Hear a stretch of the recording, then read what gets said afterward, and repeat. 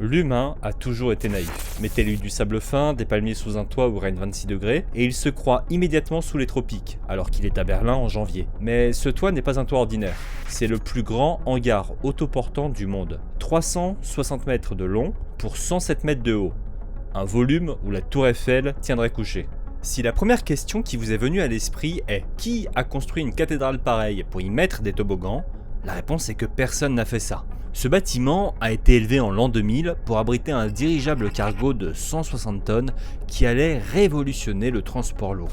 Ce projet a été financé par 70 000 petits actionnaires allemands, persuadés d'acheter un morceau du futur. Bon, le futur a fait faillite 2 ans plus tard, et comme une idée ne meurt jamais, elle traverse la frontière. C'est ainsi que la France prépare en ce moment à l'Aruscade en Gironde le même hangar géant pour le même dirigeable géant, porté par les mêmes promesses géantes. Le projet s'appelle Flying Whales ou la baleine volante, et si pour enterrer le rêve allemand, le sable a suffi, pour une baleine, il va falloir creuser plus profond.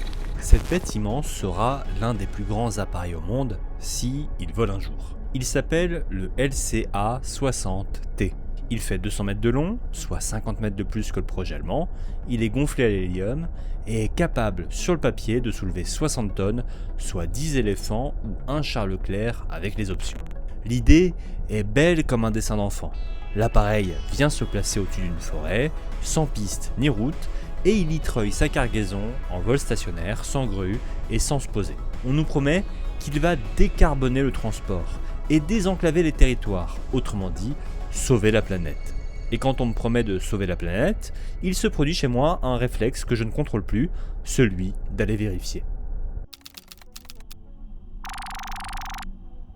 La fiche technique est intéressante. D'abord, l'enveloppe est constituée de 14 cellules d'hélium séparées, ce qui évacue tout de suite la question que vous vous posez tous. Non, il ne finira pas comme le Hindenburg, l'hélium ne brûlant pas. Il est motorisé par 4 turbines qui génèrent de l'électricité pour une trentaine de moteurs électriques répartis sur toute la coque. Et tout cet arsenal propulse l'engin à 82 km/h, soit une vitesse aussi rapide qu'une 2 chevaux dans une descente. Mais derrière la baleine, il y a un homme. Tout démarre en 2012 avec Sébastien Bougon, ingénieur au parcours irréprochable. Des ponts, la concession du Stade de France, 8 ans chez TF1, regardez bien cette liste, rien, absolument rien, là-dedans ne vole. Notre homme a construit toute sa carrière sur des objets dont la qualité principale est de rester scrupuleusement là où on les a posés. C'est donc en toute logique qu'il décide de s'attaquer à la plus grosse machine volante d'Europe, parce qu'après tout, à quel point ça peut être compliqué. Son idée de départ, il faut le reconnaître, est plutôt maligne. Un soir, à table, le patron de l'Office national des forêts lui explique que son administration possède du bois inaccessible, coincé dans des massifs où creuser une piste ravage le terrain et coûte plus cher que le bois ne rapportera jamais. Bougon lui propose d'aller le cueillir par le ciel. Notons juste au passage qu'une forêt sans route est une forêt que personne n'a jamais embêtée, donc généralement une forêt en pleine forme qui stocke son carbone en paix depuis des décennies, et que le plan revient donc à sauver la planète en tronçonnant les derniers coins qu'elle avait réussi à nous cacher. Mais bon, je n'y connais rien en forêt, je laisse ça aux gens du métier, le mien c'est ce qui vole. Très rapidement, son idée attire du monde. Le bois devient d'ailleurs très vite un prétexte parmi d'autres, puisque Flying Whales lorgne ensuite le secteur de l'éolien, de la construction, de l'humanitaire et enfin celui de l'industrie lourde.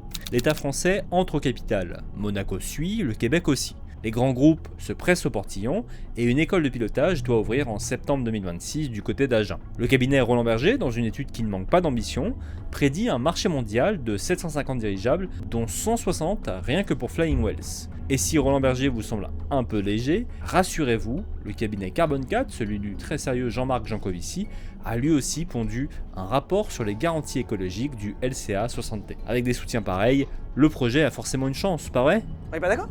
Comment ça on n'est pas d'accord ? Pour saisir le problème, retenez une chose. Le dirigeable est l'Elvis Presley de l'aéronautique. Il est mort en public, devant les caméras il y a des décennies, et depuis, des gens très intentionnés vous jurent qu'il va revenir sur scène plus grand, plus fort, plus vivant que jamais. La plus ancienne promesse de résurrection que j'ai trouvée remonte à 1923, dans un magazine qui déplorait déjà la crise du dirigeable après l'accident du Dixmude. 100 ans de comeback annoncé. Sinon, c'est-à-dire qu'on va avoir des dirigeables géants qui vont aller transporter des pales d'éoliennes ou du matériel, c'est formidable. C'est un obstacle technologique, c'est très compliqué à mettre en place, qu'on pourrait se dire comme ça, le dirigeable, ça fait très longtemps que ça existe, ça ne doit pas être si compliqué que ça à fabriquer. Mais soyons justes et rendons à César ce qui est à César, car la gloire du dirigeable n'a rien d'une légende. D'abord, c'est la plus vieille forme de vol dirigé. Elle remonte aux frères Montgolfier dans les années 1780 et les militaires s'en servent très tôt, à tel point que Napoléon Ier envisage même d'envahir l'Angleterre avec les dirigeables alors naissants. En 1870, on évacue carrément le gouvernement français en dirigeable pendant le siège de Paris. En 1901, alors que l'avion n'a toujours pas décollé, Santos Dumont fait le tour de la tour Eiffel avec son numéro 6, rafle le prix Deutsch et en distribue le montant à ses mécaniciens et aux pauvres de Paris. Puis se commande la baladeuse, un autre aérostat de poche, qu'il attache tranquillou à la grille du café où il déjeune. Petite anecdote dans l'anecdote, si vous jetez un œil à votre poignet, si vous portez une montre bracelet, c'est Cartier qui l'a créé pour lui en 1904 afin qu'il puisse lire l'heure en vol sans lâcher les commandes. 30 ans plus tard, le Graf Zeppelin boucle un tour du monde payé par la presse et raccroche avec 1,7 million de kilomètres au compteur sans un seul passager blessé. Des paquebots volants, des salons panoramiques, des dîners en smoking au-dessus de l'Atlantique, le rêve a existé, il est documenté et honnêtement, j'aurais adoré le vivre. Et puis, tout le monde a commencé à mourir. 1923, le Dixmude explose en Méditerranée avec 50 hommes, quelques semaines à peine après avoir battu les records du monde de durée et de distance de vol. En 1930, le R101 s'écrase près de Beauvais, 48 morts dont le ministre de l'Air qui avait lui-même exigé qu'on tienne le calendrier, ce qui a au moins le mérite d'une certaine cohérence. En 1933, l'USS Akron tombe dans l'Atlantique, en plein orage. 73 morts, soit le double de Hindenburg, et personne ne s'en souvient, faute de caméra. Car c'est là le détail que tout le monde oublie. Le Hindenburg et ses 36 victimes ne figurent même pas sur le podium des catastrophes de dirigeables. S'il a enterré l'industrie, c'est qu'il a été filmé par les actualités du monde entier. Et qu'au même instant, l'avion devenait plus rapide, plus sûr et moins cher. L'hydrogène n'a fait que fournir des images, la météo et le progrès avaient rendu leur verdict depuis longtemps. Depuis, bien des entreprises tentent de faire revenir le dirigeable, à tel point que les retours s'enchaînent comme des tournées d'adieu. Dans les années 80, les Britanniques produisent 10 Skyship 600, et dépose le bilan. Dans les années 90, Zeppelin sort de sa retraite avec le Neue Technologie, ou NT, 7 exemplaires en 25 ans, uniquement pour promener des touristes et des logos. En 2000, l'allemand Cargolifter met 2 ans à passer du rêve à la faillite, et vous connaissez la suite, vous avez vu les toboggans. En 2016, l'Airlander anglo-américain, que la presse britannique a baptisé les fesses volantes, accomplit dès son deuxième vol le crash le plus lent et le moins impressionnant jamais enregistré. Après cet accident, on le répare à coups de millions, et l'année suivante, il s'arrache tout seul de son mât pour aller se dégonfler dans un champ comme une baudruche. Northrop Grumman est un incapable et les Britanniques sont des cons, c'est à peu près ce qu'a dû se dire Lockheed Martin devant le spectacle en peaufinant sa propre machine, le LMH-1. Le géant américain qui pour rappel est à l'origine de l'autre moitié de l'US Air Force que Northrop Grumman n'a pas construit, récolte 12 commandes obtenues par lettre d'intention. En théorie, c'est un pactole d'1,5 milliard de dollars, mais il cède l'ensemble du programme à une start-up en 2023, ce qui dans l'aéronautique constitue la formule polie pour dire enterrement, et ce alors qu'on attendait le premier vol depuis 2017. J'épargne votre patience avec l'unique LTA du cofondateur de Google, ou l'Euro Airship, ou le Diri Solar, ou encore le très regretté Varialift Airship dont l'héritage tient en 2 millions d'euros d'échafaudage abandonné dans un hangar de Châteaudun. Une aubaine pour la nation.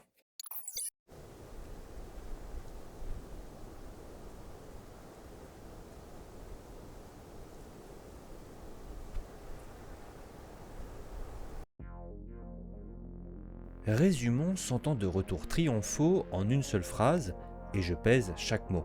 Aucun dirigeable cargo lourd n'a jamais été mis en service commercial, nulle part, par personne. Maintenant, quand tout le monde se plante au même endroit, de la même façon, pendant un siècle entier, on arrête de parler de malchance, parle d'une scène de crime. Alors, j'ai sorti la loupe et relevé les empreintes, et elles appartiennent toutes à 4 assassins qui opèrent en bande organisée depuis 1852. Commençons par le premier assassin, le vent, et son casier judiciaire est de loin le plus chargé. En 1927, une simple brise de mer, rien de plus, se met en tête de redresser l'USS Los Angeles sur son mât d'amarrage pour transformer le dirigeable en salle Arcose. 200 mètres de machine à la quasi-verticale pendant que l'équipage escalade l'intérieur de la coque comme dans une salle d'escalade. Cela a duré assez longtemps pour qu'un photographe ait le loisir de venir sur place et faire non pas une photo mais toute une série, le tour du dirigeable. 80 ans plus tard, rien n'a changé. Un des 9 Zeppelin NT construits a été envoyé chercher des diamants pour l'entreprise de Beers au Botswana. Puis s'est fait pulvériser par un tourbillon alors qu'il ne faisait rien de mal, sagement attaché à son mât. Mais ma pièce à conviction préférée, c'est l'Empire State Building, le plus grand parking à Zeppelin raté de la planète. En 1929, on lui a greffé 60 mètres supplémentaires pour y amarrer les transatlantiques du ciel, avec débarquement des passagers par passerelle ouverte à 380 mètres au-dessus du trottoir, cravate au vent. Les essais de 1931 ont évidemment tous échoué, courant ascendant oblige, et la gare à dirigeable la plus coûteuse de l'histoire a fini sa carrière en antenne de télévision pour Rebelle, ironiquement filmée par un hélicoptère.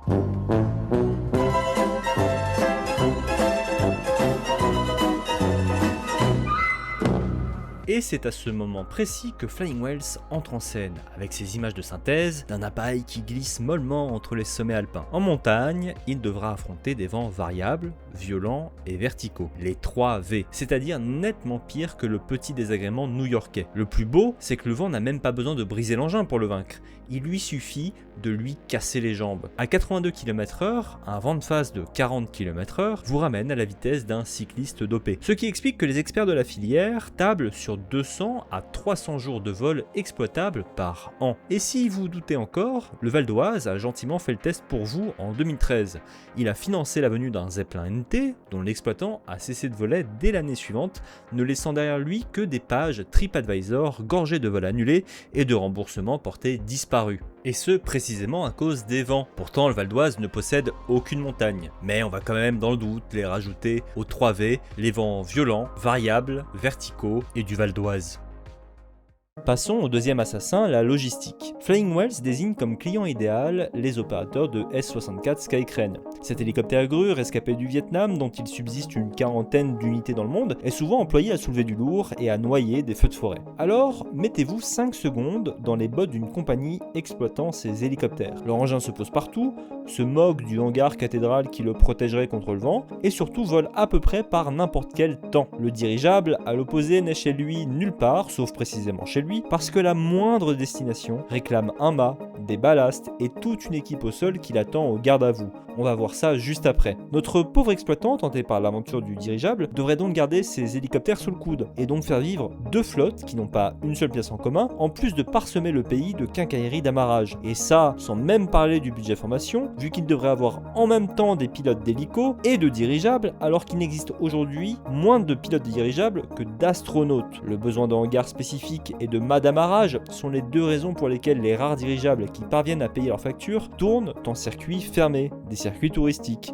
à condition tout de même de choisir leur circuit avec un peu plus de flair que le Val d'Oise. Aller sur une autre base que la sienne, pour un dirigeable, c'est une véritable aventure, tout le contraire de l'hélico, de l'avion ou même de votre voiture. Bref, vous l'avez compris, un dirigeable, c'est autant un rêve pour un ingénieur qu'un cauchemar pour les architectes. Et pour l'instant, personne n'a trouvé de solution. En revanche, pour ne pas semer des équipes au sol dans tout le pays, Flying Whales dit avoir trouvé la parade, un système d'amarrage lourd et complexe qui dispense l'appareil de train d'atterrissage. Bon, l'ennui c'est qu'un dirigeable sans train d'atterrissage ne se pose plus nulle part, sauf sur la base construite exprès pour l'accueillir. Une base qui, selon la foire aux questions de Flying Whales, doit faire 32 hectares, dont 2,5 hectares de hangar. Voilà donc un véhicule vendu pour desservir les endroits que personne ne dessert, notamment pendant les projets humanitaires, et qui réclame, pour toucher terre, le terrain le mieux préparé du pays. En plus, l'idée tient tant que tout fonctionne, mais il suffit d'une panne qui l'oblige à se poser autre part, et la situation deviendrait très embarrassante. Et c'est là pour moi que se situe le plus gros problème de Flying Whales. Ouvrons le rapport de Carbon 4 et prenons le scénario du col de Soultbiz. Aujourd'hui, une pale de 62 mètres débarque à La Rochelle et rejoint le champ éolien sur le col par la route. 700 km de convoi exceptionnel, puis 20 derniers kilomètres au Blade Lifter, avec élargissement de la chaussée et abattage d'arbres à la clé. Le dirigeable, lui, promettait de charger directement à 7, où la sortie du port était trop étroite pour les camions, à 150 km du chantier seulement. On efface 550 km de convoi et le chantier forestier qui va avec. C'est très exactement ce que Carbone 4 a modélisé, et c'est ce qui produit le moins 72% de CO2 affiché dans le rapport. Sauf qu'entre-temps, il y a eu cette innovation. Puisque l'appareil n'a plus de train d'atterrissage, il ne peut plus attendre tranquillement sur l'aérodrome de Candiargues, par exemple, entre deux pales. Il ne peut plus attendre nulle part, sauf chez lui. Le trajet réel n'est donc plus 7 Fuelbees, mais Bordeaux 7 pour charger, 7 Fuelbees pour livrer et Fuelbees Bordeaux pour rentrer dormir. Et comme un aérostat qui lâche sa charge doit reprendre le même poids sous peine de partir vers les étoiles, il ne rentre jamais à vide. Il rentre lesté à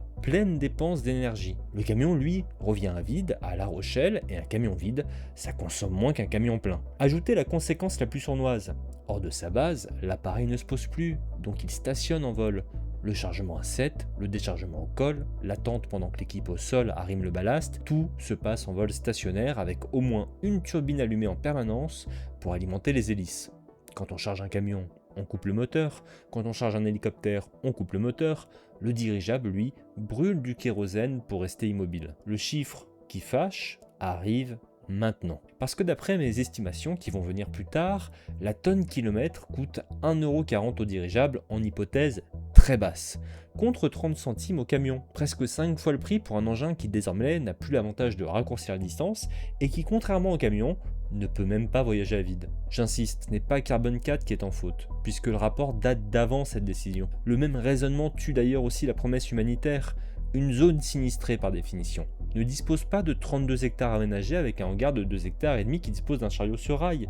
Bref, une baleine qui ne sait nager que dans son bassin. En général de Flying Wells, vous voulez construire des dirigeables pour transporter des charges lourdes, des charges qui vont jusqu'à 60 tonnes, objectif notamment des régions isolées. Le troisième assassin, c'est le ballast. Et il obéit à une loi très simple. Un aérostat doit rester à poids constant. Demandez à Blanchard et Jeffries. Le 7 janvier 1785, nos deux héros veulent être les premiers à traverser la Manche en ballon. Sauf que l'engin descend droit vers la mer à cause des conditions météo. Ils décident alors de jeter le lest, puis continuant à descendre, jettent les instruments, puis les manteaux, et puis carrément les pantalons, et débarquent en France en caleçon, triomphants et frigorifiés. 2 siècles plus tard, la sanction est la même. Lâchez 30 tonnes, et vos dirigeables, soudain trop légers, ne pensent plus qu'à filer droit vers les étoiles, avec un entêtement qui varie selon la pression, la température, l'altitude et les fuites, si bien qu'il faut le maintenir jusque dans son hangar, où le simple passage du jour à la nuit fait évoluer sa flottabilité. Les seuls à avoir traité l'affaire avec panache, ce sont les ingénieurs du Graf Zeppelin, le plus grand dirigeable de l'histoire, qui brûlait un carburant pesant pile le poids de l'air, le gaz blau, pour que l'appareil ne maigrisse pas en route. Bon, le seul souci, c'est qu'il fallait pour cela voler avec 2 gaz inflammables au lieu d'un. Flying Wells, malin, esquive en restant treuillé à sa cargaison pendant l'échange. Sauf que la question ne s'évapore pas. Pour poser 60 tonnes au fond d'une vallée, il faut y dénicher 60 tonnes d'eau ou de matériel à remonter en échange. Ce qui empêche le dirigeable d'aller voler à l'hélicoptère la moitié de ses missions. Par exemple, éteindre des incendies. Parce que s'il larguait ces 60 tonnes d'eau d'un coup sur le brasier, il déclencherait un phénomène qui va réveiller en vous quelques souvenirs d'enfance. Une fois de plus, la Team Rocket décolle vers d'autres cieux.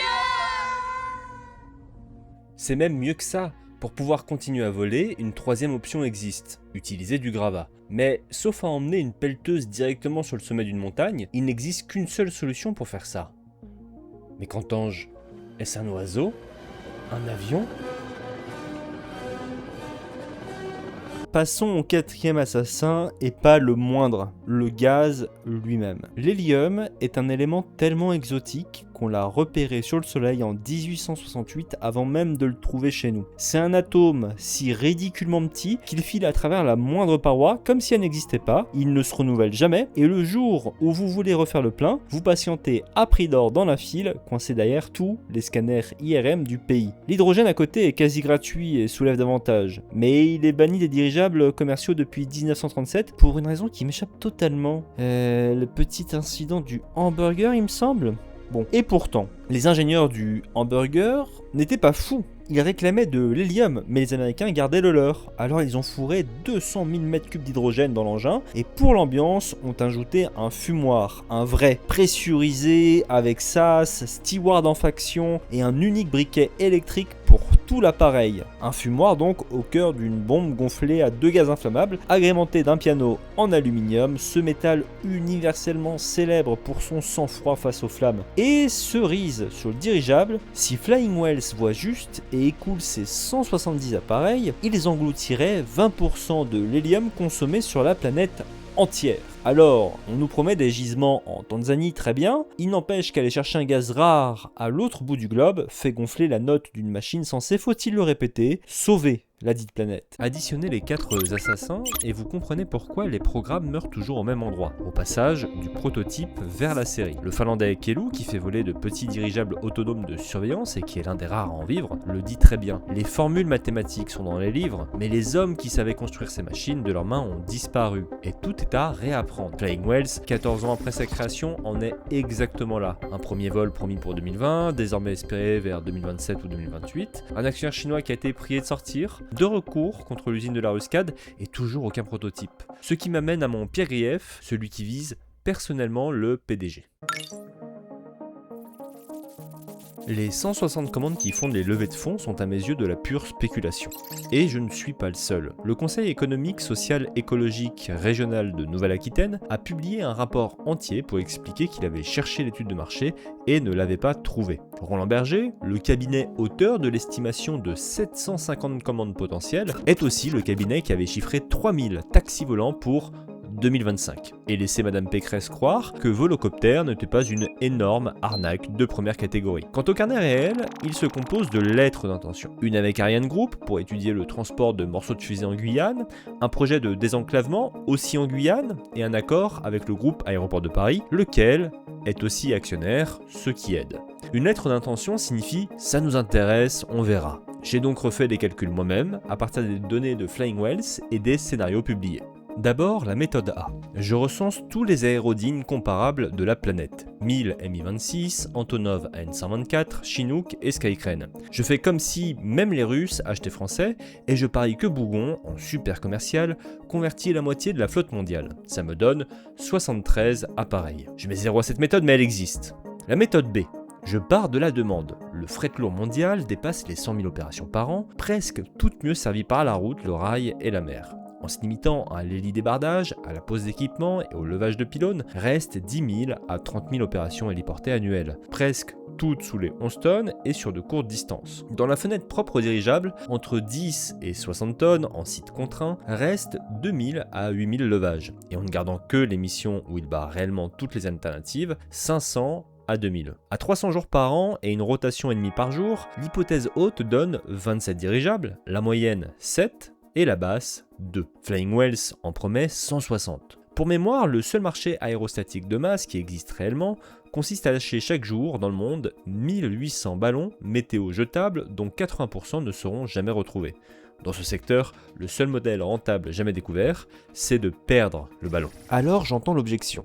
Le client rêvé du dirigeable, c'est l'éolien de montagne. Ces parcs qui exigent aujourd'hui de tailler des routes pour monter les pales, sauf que les nacelles pèsent 10 à 100 tonnes de plus que ce que le LCA-60T sait soulever, qu'il faudrait de toute façon une route pour acheminer 60 tonnes de ballast pour le dirigeable, et qu'en altitude, le gaz passe en surpression, obligeant à larguer du précieux hélium, donc à porter moins, donc à larguer du ballast, le genre de manœuvre qui a contribué à perdre l'USS Mason en 1935. Ajoutez la canicule qui écrase le pays en ce moment, qui clouerait l'appareil au sol plusieurs jours d'affilée, et vous comprenez pourquoi l'enveloppe a dû grossir en cours de conception de 180 000 à 250 000 m3 pour tenir ses missions. D'ailleurs, cette dernière donnée est révélatrice du manque d'expérience de Bougon et de ses équipes dans le monde du dirigeable, et explique pourquoi le LCA-60T accumule les retards. Et ça, sans parler à nouveau des vents qui vont compliquer les opérations en montagne. Toutefois, une mission me paraît réellement à sa portée.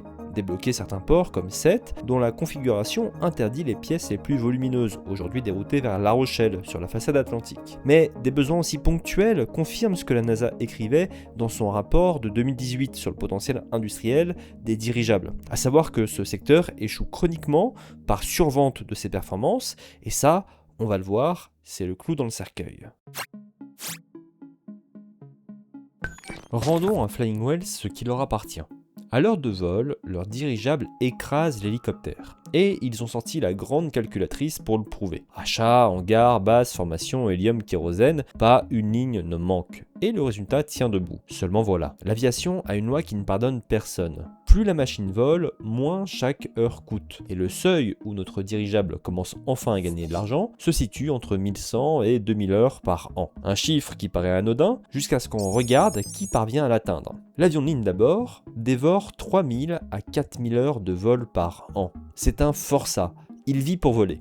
Le jet d'affaires en fait 450, allongé sur son tarmac comme un chat au soleil. Et même la meilleure compagnie de ce qu'on appelle les vols commerciaux non réguliers de la planète, celle prêt à tout qui a troqué sa famille contre une heure de vol, culmine à 1100 heures. Puis arrive notre dirigeable. Entre les vents contraires, les reliefs infranchissables et ses 200 petits jours d'ouverture annuelle, il volera 600 à 900 heures avec un carnet bien rempli. Prenez une seconde pour mesurer le prodige. Cet engin réunit dans une même carlingue la fainéantise d'un jouet de milliardaire et les besoins financiers d'un avion de ligne. Si vous êtes GMK et que vous achetez une Ferrari pour aller à la boulangerie, vous ne serez pas choqué plus que ça. Sinon, à vous de voir si ça vaut le coup d'investir. Reste la plus grande promesse de Flying Wells, décarboner l'aviation. C'est la question qui me passionne le plus et ce sera pourtant ma réponse la plus expéditive de la vidéo. Oui et surtout non, pas du tout. Comprenez-moi bien, tout est dans la formulation. Demandez-moi si le dirigeable bat l'hélicoptère et je réponds oui les yeux fermés. Parce qu'un hélicoptère ça vole pas, ça se bat contre sa propre chute. Là où l'avion s'appuie sur l'air, lui le tabasse 500 fois par minute. Il gifle l'atmosphère en hurlant « Je ne tomberai pas !» Et la terre, insupportée par le bruit, s'écarte de son chemin et lui refile tout son pétrole rien que pour qu'il s'en aille. Sauf que battre l'hélicoptère, c'est comme gagner une course contre un caddie de supermarché. Personne n'a jamais douté du résultat et surtout personne ne regarde. Le vrai adversaire c'est l'avion. Et là, les choses se gâtent. Car si le dirigeable ne dépense pas un watt pour rester en l'air, il en engloutit des quantités indécentes pour avancer. Bien plus qu'un avion, puisqu'il s'agit de pousser à travers le ciel un objet de la taille d'un immeuble doté de l'aérodynamisme d'un immeuble. Voilà pourquoi, en dehors des balades touristiques, les seuls dirigeables qui gagnent leur vie sont ceux qui ne bougent pas. L'avion, quant à lui, garde des cartouches. Il repose encore sur une philosophie d'un autre âge, celle qui sacrifie tout à la vitesse. Le 737, par exemple, a été dessiné en pleine Trente Glorieuses, à une époque où le kérosène coûtait à peu près le prix de l'eau du robinet et où aucun directeur de compagnie ne perdait le sommeil pour une tonne de carburant. Des prototypes plus lents et plus sobres ont bien vu le jour dans les années 80, mais aucun n'a survécu au vol d'essai, pour une raison d'une logique imparable. Voler moins vite, c'est payer l'équipage 2 heures au lieu d'une. Alors que le kérosène, lui, il est défiscalisé. L'heure de pilote coûte donc plus cher que la tonne de pétrole et l'arithmétique a tranché. Les compagnies tenaient d'ailleurs à conserver leur avance sur le train, qui à l'époque ne cessait d'accélérer. Et avant que le dirigeable ne ricane, rappelons que cette arithmétique le condamne encore plus sûrement. Quand un Paris-Rome se traverse en 2 heures d'avion à peu près, lui en demande une vingtaine, soit 20 heures de salaire, de repas, de couchettes pour l'équipage. Réduire la vitesse des avions, faire évoluer leur technologie moteur, pourrait avoir exactement le même effet que de faire voler des dirigeables, sauf sur des distances très courtes. En résumé, le dirigeable occupe donc une niche si étroite qu'aucune flotte, sans appareil ou 1000, ne pèsera jamais face aux 30 000 avions commerciaux. En plus, le cabinet Carbone 4 le martèle dans son rapport. L'effet rebond viendra manger les gains de CO2 puisqu'on inventera des trajets pour la seule raison qu'ils deviennent possibles, à l'image de cette forêt du plateau des Glières qui n'a rien demandé à personne. Ajoutez qu'un dirigeable est même parfois plus qu'un avion, cloué par le vent ou alourdi par le bilan carbone de son hélium, et vous comprenez que le calcul de son empreinte tient moins de la science que de l'astrologie. Ah, et j'ai oublié de vous dire une chose.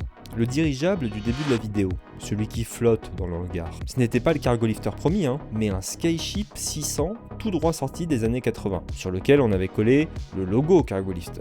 Regardez sa taille sous la voûte, il est minuscule comme un poisson rouge lâché dans une piscine olympique. Cargo lifter et Flying Wells sont des projets rigoureusement comparables, même promesse, même performance annoncée, et selon moi, même avenir. Et visiblement, ils partagent aussi la méthode de communication. Parce que pour annoncer leur école de pilotage, Flying Wells a pris la photo d'un vieux bidule dérivé d'un design de 1925, l'A60R.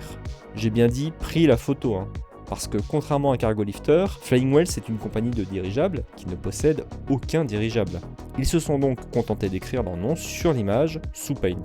Et je n'en ai pas fini avec cette anecdote, parce que le propriétaire du cliché, Joshua Ruppert, n'est probablement pas au courant que sa photo sert à vendre une école de pilotage. Non content de ne pas posséder de dirigeable, Flying Whales ne possède même pas sa seule photo de dirigeable. Cette école d'ailleurs n'a qu'une fonction, et ce n'est pas de former des pilotes. Ceux qui en sortiront n'auront rien à piloter, mais il faudra bien maintenir leur licence durement acquise, donc les embaucher, donc demander des subventions en attendant la certification. Certification que Bougon et Guibou promettent d'obtenir en 1 an, ce qui n'a jamais été vu nulle part dans l'aviation, et qui devient franchement drôle quand on regarde l'état d'avancement réel du projet, à peu près égal à la tête à Toto. La tactique au fond, c'est la prise d'otage. On annonce des projets, on signe des lettres d'intention, on embarque le plus de monde possible dans l'affaire pour que plus personne n'ait intérêt à ce que ça coule. De l'argent de la région, de l'argent de l'État, un accord avec les propriétaires de l'aéroport d'Agen, avec l'école des mines, ou avec une entreprise sud-américaine, et pendant ce temps, on ne s'attarde pas trop sur l'investisseur qui vient de partir sur la pointe des pieds. Ces promesses ont tout de même permis de lever plus de 250 millions d'euros depuis 2017, dont 90 d'argent public. Et je tiens à être clair. Ce n'est pas une arnaque au sens strict. L'argent a réellement été investi, ces engins coûtent réellement une fortune à mettre au point, c'est le problème, et personne n'est parti aux Bahamas avec la caisse. Je pense simplement que le retour sur investissement sera négatif, très négatif, parce que la rentabilité de l'objet est impossible. En 9 ans, 80 millions publics et 300 millions privés ont produit 3 choses. Des images de synthèse, des discours et des PowerPoint. Si vous avez 90 millions qui traînent, sachez que de mon côté je suis preneur et je vous promets au moins 2 images de synthèse. Et le pire c'est que j'adorerais me tromper. J'aimerais vivre dans le monde de Santos Dumont, celui où l'on amarre son dirigeable à la grille du café avant d'aller commander un chocolat. Flying Whales réussira peut-être là où tous les autres ont échoué, ce serait merveilleux, et je serais le premier à applaudir. Mais à leur place, dans les plans du hangar de la Ruscade, je prévoirais quand même l'emplacement du toboggan. Les sources sont en description, dites-le si ça vous a plu, et proposez vos sujets en commentaire. Salut!